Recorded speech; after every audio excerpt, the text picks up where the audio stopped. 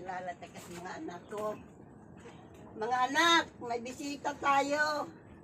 Ay, sino Kuya, yan, may Nay? pakilala daw si nanay. Ay, sino pa yan, Nay? Yung Kilala mo? nahanap kong pangalawa kong asawa. Ay, ganun ba? Ano ba yan, Nay? Bata naman yan, Nay. Ano naman yan ay? Ano ba naman yan ay? Bakit Ayan, naman ganyan? Grabe Nay, ka kung naman. maghanap ka, bas bata pa sa'yo. Nay! Nagkagustuhan kami dalawa. Hoy, kuya, ba't paano ba ginamang nilason mo si nanay ah?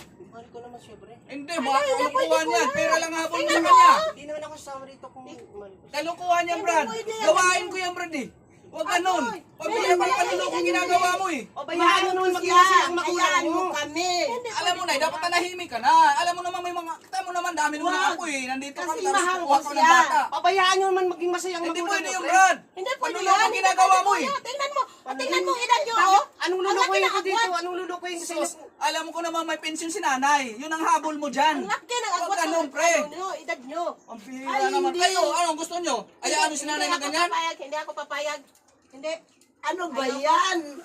Ngayon ko na nakita. Grabe naman kayo, gusto lang maging masaya ang magulang nyo. Ano to? Hindi ako papayag. Ano to? Hindi, ayoko. Ayoko, hindi ako papayag yan. Bahala kayo, Nay. Hindi kami papayag niyan. Huwag ka na umuwi rito. Ay. Oo. Wala yan sino yung lalaki na yan.